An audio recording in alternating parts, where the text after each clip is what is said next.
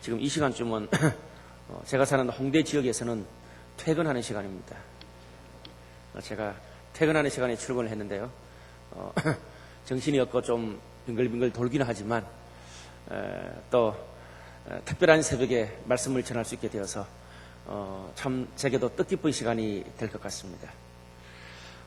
오늘 읽어드린 말씀으로 함께 울어주는 사랑이란 제목으로 말씀을 나누겠습니다. 우리는 지금 고난주간을 보내고 있습니다. 고난주간에는요, 전 세계 많은 교회들과 성도들이 금식을 하기도 하고 또 오늘 이 시간처럼 특별한 새벽기도를 드리기도 합니다. 그렇게 예수님의 고난을 묵상하면서 이 시간들을 보냅니다. 그런데 중요한 것은 우리가 예수님이 무엇 때문에 고난을 받으셨고 십자가에 죽고 부활하셨나, 그것을 기억할 필요가 있습니다. 예수님은요, 자신의 문제와 부귀영화를 위해서 십자가에 달리신 것이 아닙니다. 죄로 인해서 죽어가는 인간과 세상을 구원하고 회복시키기 위해서 고난도 당하시고 십자가에 죽으셨습니다. 그래서요, 이 고난주간은 개인의 문제와 개인의 만족을 위해서만 보내는 시간이 아닙니다. 우리 이웃, 그리고 우리 주위에 사는 사람들의 아픈 영혼, 또 그들의 고통을 돌아보고, 그리고 하나님의 정의가 이 땅에 어떻게 이루어져야 될지를 함께 기도하고 또 어떻게 섬길까 생각하면서 보내는 것이 고난주간입니다. 그런데 이때도 제가 이 천식 환자라 기침이 조금 이 새벽에 있습니다. 이해해 주시면 좋겠습니다. 그런데 이 시기에도 나의 문제만에 빠져가지고 나의 만족을 위해서만 시간을 보내고 기도만 한다면 예수님의 고난, 예수님의 부활의 정신과는 조금 거리가 먼 이기적인 시간이 될 수 있습니다. 고난주간 부활절은 이웃을 위해서 하나님의 사랑과 하나님의 정의가 이 땅에 또 수많은 영혼을 구원하는데 우리가 어떻게 우리 교회가 섬길까, 그것을 위해서 우리가 함께 고난받고 기도해야 될 줄로 믿습니다. 그래서 저희 교회에서는요, 젊은이들이지만 이 고난주간 부활절 한 달 동안 이웃과 세상의 회복, 정의를 위해서 늘 이 한 달 동안 말씀을 듣고 기도합니다. 이때는 좀 어려운 말로 복음의 공공성, 복음의 어떤 개인적인 측면을 좀 놔두고요, 이 고난주간 부활절만은 복음의 이 공적인 성격에 대해서 함께 말씀을 나눕니다. 모든 셀에서요, 일주일 한 끼 정도만 금식합니다. 그리고 식비를 다 거둡니다. 거두어서 이게 부활절을 다 끝마치고 나면 아주 가치 있는 곳에 기부하기도 합니다. 그리고 젊은이들이다 보니까 일주일에 하루 정도 미디어 금식을 합니다. 젊은이들은요, 밥 굶는 거는 별로 어렵지 않습니다. 이 미디어 금식은 뭐냐 하면 일주일에 하루 정도 TV를 보지 않습니다. SNS, 그러니까 카톡, 페이스북 못하게 합니다. 인스턴트 음식 못 먹게 하고 술, 담배도 그때만은 못하게 합니다. 굉장히 힘들어해요. 그런데 우리가 다양한 그런 모습으로 이런 고난주간 부활절기를 통해서 나를 위해서가 아니라 하나님의 뜻을 이루기 위해서, 이웃을 위해서 이렇게 사는 그런 훈련들은 우리 신앙생활에서 굉장히 중요한 것들을 가르쳐 준다고 저는 믿습니다. 오늘 본문 로마서 12장 1절은 이렇게 시작합니다. 너희 몸을 하나님이 기뻐하시는 거룩한 산제사로 드리라. 삶으로서의 예배를 이야기하는 본문이 로마서 12장입니다. 그러면서 12장 전체를 통해서 우리가 교회와 직장, 세상에서 어떻게 삶으로서 예배를 드릴 수 있는지 적용해주고 있는 것이 로마서 12장입니다. 저는 특별히 오늘 본문을 통해서 이 15절, 16절 말씀을 통해서 이 우리가 교회와 세상에서 사람들과 함께 살아가는데 중요한 그런 인간관계의 지침을, 또 진리를 선포하는데 그런 지침을 오늘 본문을 통해서 읽을 수가 있습니다. 15절 말씀 보니까 이런 말씀이 있어요. 즐거워하는 자들과 함께 즐거워하고 우는 자들과 함께 울라. 함께 기뻐하고 함께 슬퍼하란 말이죠. 무슨 말입니까? 다른 사람과 함께 그들의 슬픔과 그들의 기쁨을 나누라는 겁니다. 아무리 뜯어봐도 이 본문에 무슨 특별한 관찰과 해석이 필요 없습니다. 여러분, 성경이 왜 이렇게 우리들에게 다른 사람들의 기쁨과 슬픔을 함께 나누라고 이야기를 할까요? 요즘은요, 세상이 너무 다양화되어 있고 전문화되어 있습니다. 그러다 보니까 한 30년 정도 서로 다른 직장을 다니고 30년 정도 다른 그런 지역에 살다 보면 서로 대화가 통하는 것도 쉽지 않습니다. 건설 현장에서 30년 동안 일했던 그런 분들하고, 그리고 뭐 선생님이나 의사로 30년 동안 일했던 분들하고 서로 대화를 해보면 서로 대화의 언어가 다릅니다. 그것뿐 아닙니다. 믿는 사람과 믿지 않는 사람들 사이에서도 그들의 세계관과 똑같은 단어를 쓰지만 그 이면에 있는 언어의 뜻들이 달라서 대화가 잘 통하지 않습니다. 거의 외국어 수준이죠. 암 때문에 3개월밖에 못 살게 됐는데 하나님을 찬양합니다. 감사합니다. 사랑하는 아들과 딸이 아프가니스탄에 인질로 잡혀 있는데 하나님이 이 사건을 통해서 어떻게 일하실지 기도하고 기다리고 있습니다. 여러분, 세상 사람들이 이 말을 이해할 수 있겠습니까? 그건 미친 거예요. 그건 다 믿는 사람들끼리 통용할 수 있는 그런 용어입니다. 그런데 언어와 나라, 종교와 세대가 달라도 인간이라면 모두가 소통할 수 있는 그런 언어가 있습니다. 그게 뭔지 아세요? 바로 기쁨과 슬픔을 느끼는 것입니다. 기쁨과 슬픔을 느끼는 것은요, 인종, 피부색, 그리고 유무식, 얼마나 많이 가졌냐, 덜 가졌냐 상관이 없습니다. 모두가 다 기쁨과 슬픔에 공히 반응하는 것이 인간입니다. 불치의 병을 선고받고 병상에 있는 아들의 모습을 보는 그런 어머니의 아픔, 그것은요, 한국이나 미국이나 아프리카나 똑같습니다. 사랑하는 사람과 결혼식을 올리고 허니문을 떠나는 그런 커플, 아이를 출산해서 기뻐하는 부부의 웃음은 기독교나 불교나 모슬렘이나 다 똑같다는 거죠.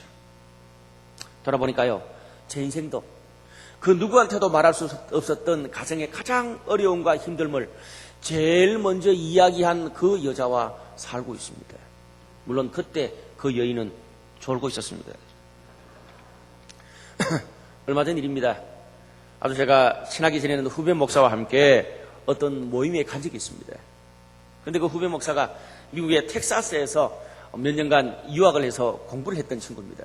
그런데 그 모임에 가서 소개를 했는데요, 거기 있는 친구 목사가 갑자기 벌떡 일어나더니, 아, 나도 미국 텍사스에서 공부를 했다. 그러면서 처음 보는 그 후배 목사를 막 허깅해요. 저하고는 몇 년 동안 같이 지내도 허깅 한 번 안 했거든요. 그러면서 사람들 여럿이 있는데도 구석에 가가지고 둘이 1시간 동안 텍사스 이야기하면서 낄낄대더라고요. 제가 참 그때 왕따가 된다는 느낌을 받은 적이 있습니다. 여자분들은 이 남자들이 군대 이야기하면 싫어합니다. 그런데 남자들은요, 군대 이야기하면 가장 또 빨리 친해집니다. 왜 그렇습니까? 같은 기쁨, 슬픔을 공유했거든요. 사람은요, 기쁨과 슬픔을 함께 나누면서 친구가 되고 공동체가 됩니다. 여러분, 성경을 통해서 예수님의 사역을 보십시오. 인간들과 기쁨과 슬픔을 함께 나누고 공유하는 것에 예수님의 사역의 핵심이 있습니다. 예수님이 그래서 하늘 보자 버리고 이 땅에 오신 것을 우리는 성육신이다 그랬습니다. 예수님이요, 구원부터 먼저 하신 것이 아니었습니다.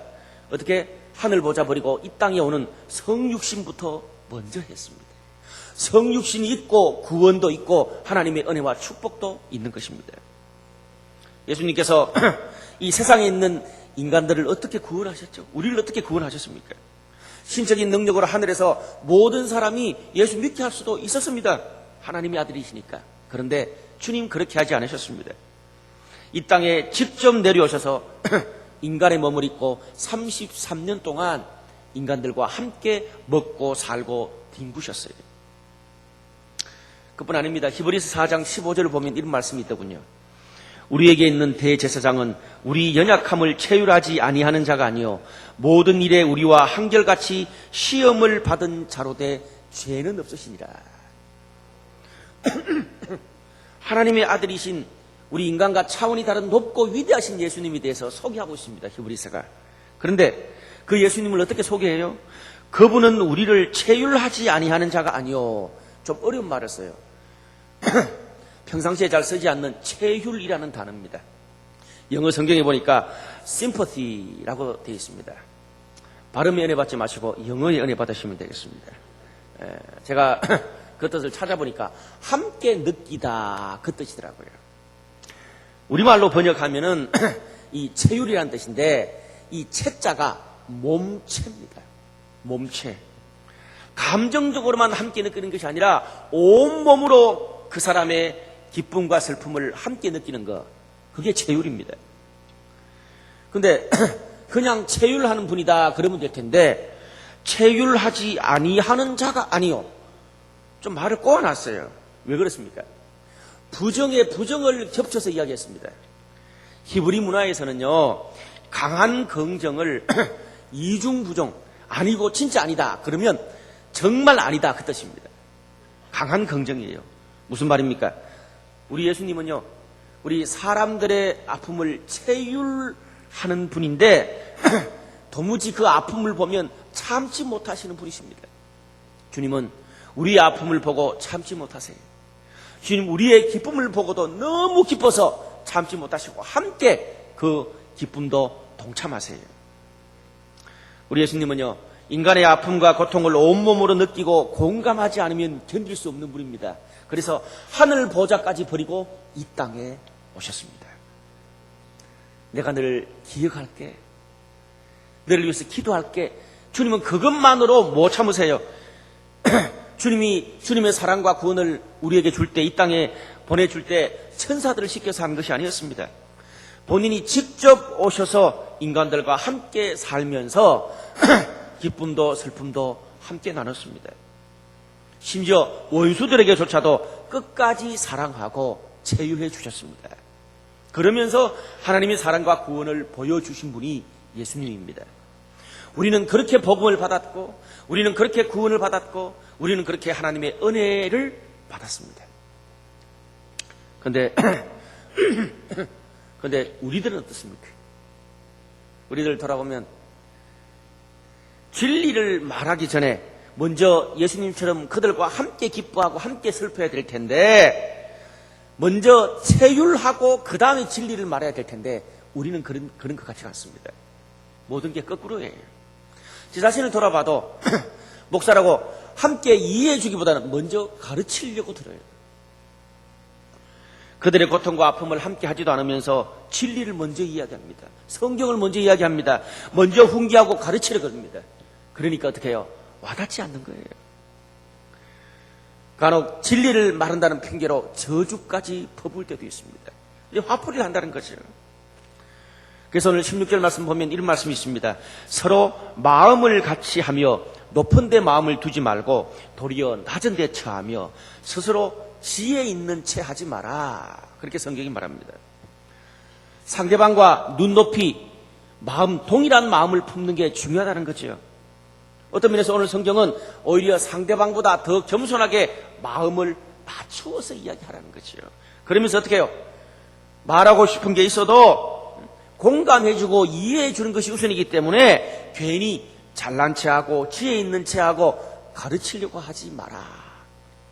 특별히 저처럼 목사로 다른 사람을 앞서서 리드하고 가르치는 사람들에게는 더 오늘 말씀이 참 중요한 말씀인 것 같습니다. 무슨 말이에요?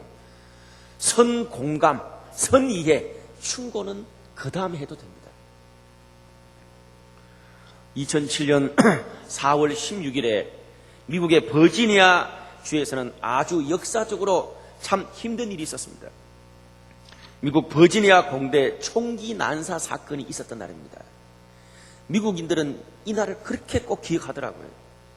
안타깝게도 거기에 그 유학생인 한국 젊은이가 무차별적으로 총을 난사해서 32명이 목숨을 잃고 많은 사람들이 부상을 당했습니다. 캠퍼스와 이 타운이 발칵 뒤집어졌어요. 그때 이 타운 시내죠. 시내에서 목회하는 많은 목사님들이 밤새도록 잠도 자지 않고 이 젊은이들을 다독거리고 고통에 함께 동참했다는 그런 이야기를 합니다.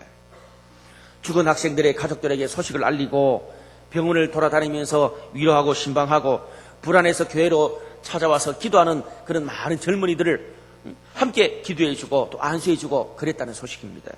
그런데 좋은 일만 있었던 게 아니더라고요. 문제는 그 캠퍼스 안에 있는 한 교회 목사님이 그 다음날 전국에서 전국으로 방송되는 뉴스 자담회에 가서 이런 독서를 퍼부었습니다.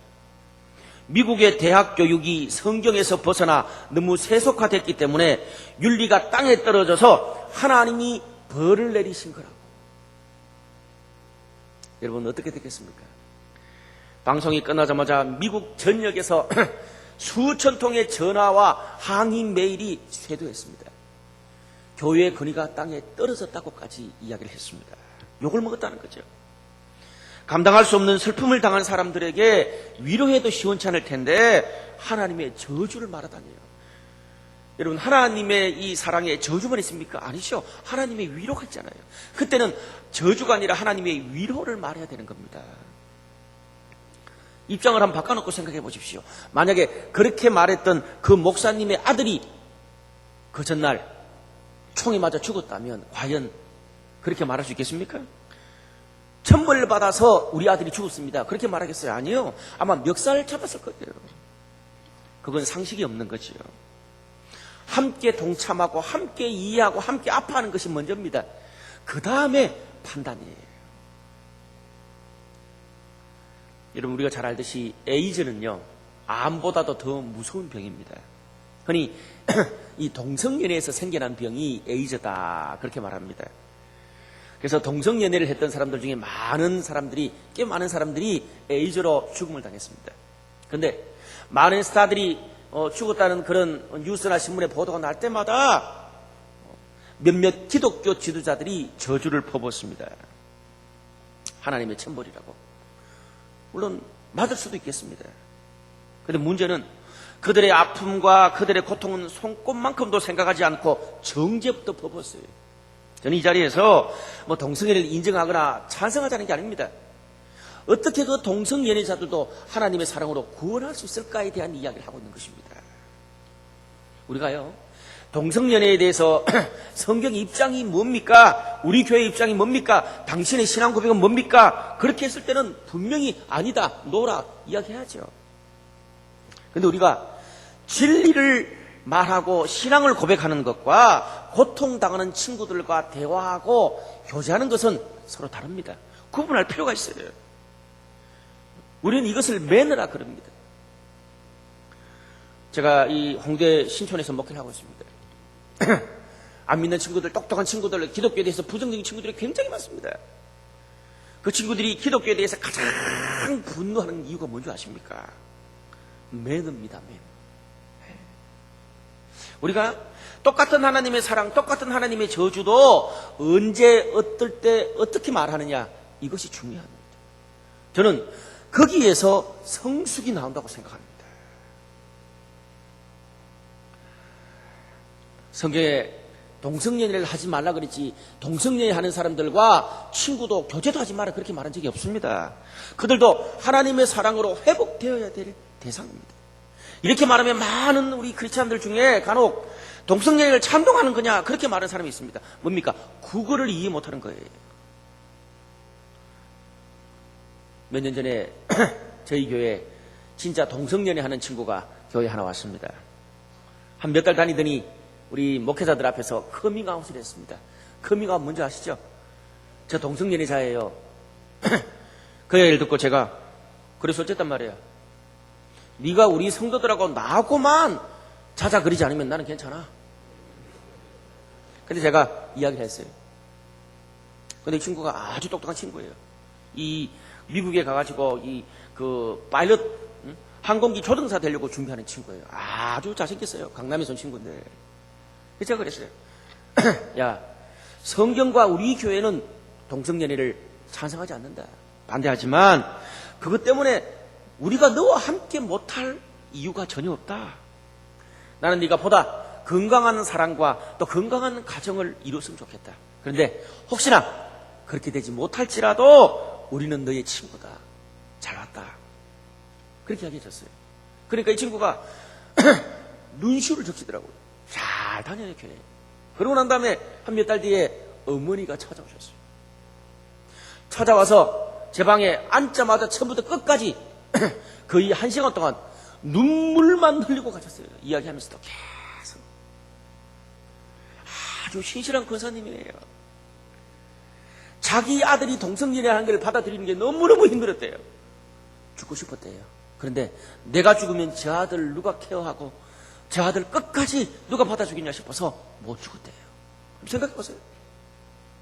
그러면서 뭐라고 한 줄 아세요? 그 권사님이 자기 아들이요, 각 교회에 돌아다니면서 그 교회 가서 조금 마음이 안정되어지고 좀 편안해져서 커밍아웃을 딱 하면 그때부터 사람들이 이상하게 취급하고 교회에 거의 쫓겨나다시피 했대요. 그렇게 해서 몇 년 동안을 계속 교회에 옮겨 다녔는데 얘를 사랑으로 이해하고 받아준 분이 목사님이 교회가 처음입니다. 참 마음이 아팠어요. 근데 제가 그 친구 참 사랑으로 잘 양육하고 훈련해서 직장 따라 다른 지역으로 보냈어요. 그 친구가 떠나면서 저한테 무슨 말 한 줄 아십니까? 목사님, 내가 죄인이지만 하나님이 나를 여전히 사랑하고 계시다는 것을 알았습니다. 걔도 알아요. 이게 죄인지. 왜 모르겠어요. 사람인데. 여러분, 예수님 주위에는 늘 죄인들이 가득하고 따라다녔습니다. 그런데 예수님이 죄인들을 대할 때 어떻게 대하셨습니까? 처음부터 성경을 들이밀고 처음부터 정죄하지 않았습니다. 먼저 함께 했고, 함께 식사하셨고, 함께 대화하셨고, 그들의 아픔을 이해해 주셨고, 그들의 병을 고쳐주셨습니다. 그래서 그들이 예수님에 대해서 사랑을 느끼고 친구가 되고 받아들일 준비가 된 후에 진리도 말하셨고, 이야기도 또 이렇게 살지 말라고 말씀도 주셨습니다. 요한복음에 보면 가늠하다 잡힌 여인을 예수님이 어떻게 대하셨습니까? 주위에 있는 모든 사람이 정죄해도 예수님만은 끝까지 나는 너를 정죄하지 않겠다. 다시는 그렇게 살지 말라고 돌려보냈습니다. 왜 그렇게 심플하게 말하셨을까요? 그 가늠하다 잡힌 여인이 그게 죄인지 몰랐을까요? 본인도 알았어요. 얼마나 부끄러웠겠어요. 그런데 그 여인을 사랑으로 감싸고 다시는 죄를 짓지 못하도록 동기부여해 줬습니다. 여러분, 저는 홍대 이 주위에 진짜 세상의 활락 속에 살아가는 많은 친구들을 제가 만납니다. 그러면서 제가 하나 깨닫게 된 게 뭔지 아십니까? 그들을 죄에서 구원할 수 있고 그들을 죄에서 건져낼 수 있는 가장 큰 동기가 내가 너를 끝까지 사랑한다는 겁니다.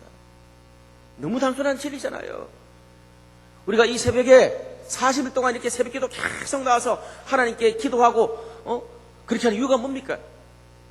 억만제약 가운데도 하나님이 끝까지 영원토록 변함없이 우리를 사랑하시니까 그것이 동기가 되어서 그것이 감사해서 이렇게 40일 기도도 하고 평생 동안 하나님의 교회에서 신앙생활을 하는 거 아닙니까? 사랑하는 여러분, 여러분 주위 사람들이 기뻐하고 있습니까? 지금 함께 기뻐해 주세요. 함께 즐거워해 주세요. 나는 지금 좀 슬픈 일을 당했을지라도 그가 기뻐하고 있으니 기뻐해 주세요. 그때 꼭 내 슬픈 이야기를 해가지고 기뻐하는데 눈치 보게 하지 말고 내 속은 좀 썰여도 기뻐해 주세요. 너 그렇게 살다가는 나중에 큰 코 다친다. 하나님의 이름 들먹여 가면서 협박하지 마세요. 저도 그거 옛날에 전공이었거든요. 혹시 우리들 주위에 슬픈 일 당한 분 계십니까? 들어주기만 하고 함께 울어주고 함께 공감해 주세요. 거기다 대고 네가 잘못해서 뿌린 씨앗이다. 하나님이 벌을 내렸다. 정죄하지 마세요. 그러면 어떻게 됩니까? 소통하는 언어가 막힙니다. 그러면 소통하는 언어가 막히면 우리 크리스찬들 교회에서는 뭐가 막히는 거예요? 그 사람을 구원하고 그 사람을 하나님께 이끌 수 있는 문, 마지막 문, 기회가 끊어지는 것입니다. 저는 개인적으로 스포츠를 좋아합니다. 목사가 무슨 취미가 있겠습니까?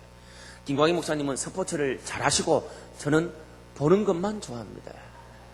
근데 운동 경기를 보면 몇 번에 이렇게 점수를 낼 수 있는 찬스가 꼭 있더라고요. 마찬가지입니다. 사람의 인생도 늘 하나님을 만날 수 있는 게 아닙니다. 하나님을 만날 수 있는 기회와 환경과 여건이 필요합니다. 그게 언제입니까? 기뻐할 때, 슬플 때, 기뻐할 때, 슬플 때 우리 사람들은요, 하나님을 가장 만날 수 있는 최고의 기회가 될 수 있습니다. 감당할 수 없는 그런 위기에서 갑자기 문제가 해결되었다. 내가 상상도 할 수 없는 큰 기쁜 일이 우리 가정에 닥치게 됐다. 여러분, 그럴 때 아무리 하나님을 무시하고 하나님과 상관없이 살던 사람도 어떻게 해요? 이건 내 능력 밖의 어떤 일이다. 누군가 도와주는 손길이 있구나. 나를 위해서 기도해주는 친구, 나를 위해서 기도해주는 그런 시골의 어머니가 그때 생각이 납니다. 어머니 말처럼, 목사님 말처럼 정말 하나님이 살아계신 건 아닐까? 혹시라도 기도하게 되고 혹시라도 새벽기도에 한번 나와볼 수 있는 용기를 가지는 거거든요. 때로는 기쁜 순간이 아니라 슬픈 순간에도 하나님을 만나는 기회가 되기도 합니다. 아플 때 하나님을 만날 수 있는 기회가 되기도 합니다. 재수, 삼수를 했는데 원하는 대학에 가지를 못해서 군대 불려간 그런 친구가 저희 교회에 있습니다. 그 부모님이 너무너무 마음 아팠어요. 어떤 분은 잘 다니던 20년 동안 잘 다니던 직장에 경기가 어려워져서 단칼에 잘렸습니다. 또 어떤 분들은 예기치 않게 사고가 났는데 가해자가 되어서 수천만 원의 돈을 물어줘야 돼요. 딸이 이혼을 하고 어머니가 암에 걸리고, 여러분, 이런 고통을 당할 때는 어떤 말도 우리들에게 위로가 되지 않습니다. 그런데 신기한 게 있습니다. 사람이요, 아플 때, 힘들 때, 고통스러울 때 예수 믿게 되는, 하나님께 나오게 되는 확률이 가장 많아요. 아마 이 자리에도 고통 속에서 하나님께 나오신 그런 분들이 많이 계실 거예요. 저도 그중 한 사람입니다. 저는 죽다 사는 사람입니다. 살아있는 게 기적이에요. 인간이 약할 때 하나님은 가장 가까이 계십니다. 기쁨과 감사의 순간은 물론 하고 우리 인생의 가장 힘든 순간에도 하나님의 존재를 느낄 수 있도록 하나님은 3년, 5년, 10년, 30년 그렇게 우리를 기다리고 사람을 통해서, 여건을 통해서 준비하고 계십니다. 그 사람을 하나님께 이끌기 위해서, 그 사람의 마음과 영혼을 하나님께 이끌기 위해서 준비하고 그렇게 기다리고 계세요. 그런데 주님 그렇게 구원의 순간을 위해서 준비 그렇게 하셨는데, 그렇게 힘들게 그 사람에게 기회가 찾아왔는데 욥의 친구들처럼 얄팍한 그런 지식과 판단으로 저주의 말을 해서 마음이 다쳐버린다면 그건 완전히 영적으로 고춧가루 뿌리는 거거든요. 우리가 이렇게 정말 고난조간에 40일 동안 기도하면서 이렇게 하나님 앞에 영적으로 우리가 성숙해 가면서 우리가 그런 부분에 우리가 실수하지 않도록 깨어 있어야 됩니다. 다른 사람들이 고통당했을 때, 이웃이 고통당했을 때 어떻게 해야 됩니까? 그냥 함께 있어만 주십시오. 같이 기뻐해 주고 같이 슬퍼해 주기만 하십시오. 함께 울어주는 것이 능력입니다. 무엇이 능력이라고요? 함께 울어주는 것도 능력입니다. 저는요, 제가 이 대학 시절에 있었던 일 한 가지를 평생 잊을 수가 없습니다. 제 후배 중에 하나가 한 몇 년 동안 같은 선교단체에 있었던 자매예요. 몇 년 동안 그 이성교제를 사귀던 그런 남친과 헤어졌어요. 그래서 뭐 죽느니 사느니 그러고 있는 친구예요. 제가 다른 친구랑 같이 가가지고 카페에서 몇 시간을 위로하고 몇 시간을 막 설득하고 격려했어요. 그런데도 아픈 마음이 풀리지 않나 봐요. 그런데 그러다가 그 같은 선교단체에 있던 그 여자 후배 하나가 그 이야기를 듣고 그 자리에 왔어요. 딱 앉자마자 걔를 보자마자 손잡고 울기 시작해요. 어쩌니 말을 잘 못하네. 어쩌니 이게 다예요. 그렇게 한 30, 40분 동안 손만 잡고 눈물만 뚝뚝 흘렸어요. 그런데 어떻게 된 줄 아세요? 그 자매가 우리는 서너 시간 동안 설득해도 마음이 풀리지 않았는데 그냥 30, 40분 어쩌니 손잡고 끝나고 뭐라고 한 줄 아세요? 언니 너무 고마워요. 위로가 됐어요. 회복됐어요. 할렐루야. 저는 그것을 그때 너무 충격적으로 받아들였어요. 같이 울어주기만 해도 하나님이 역사하는구나. 말씀의 결론을 맺겠습니다. 20세기에 기독교 가치관을 가장 깊이 있게 저술했다고 하는 C.S. 루이스라고 하는 영국의 학자가 있습니다. 그분이 쓴 유명한 책 중에 악마의 편지라는 그런 책이 있습니다. 이 책은요, 은퇴를 앞둔 아주 경험이 풍부한 노련한 사탄이 이제 신출내기 사탄한테 크리스찬들과 교회를 어떻게 유혹하는지 그 노하우를 전수해주는 조금은 재미있는 그런 책입니다. 근데 그 책에서 아주 노련한 사탄이 신참 사탄에게 중요한 사탄의 전략 하나를 소개합니다. 그러면서 제가 그 책에 있는 일부분을 한번 읽어드릴게요.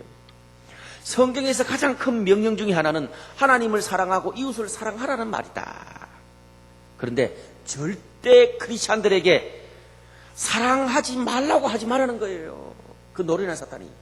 사랑해라, 크리스찬들에게 사랑하라는 거예요. 그런데 단 사랑은 하되 내 옆에 있는 사람은 제쳐두고 한 번도 가보지 못하고 한 번도 만나보지 못한 멀리 있는 사람을 사랑하게 해라.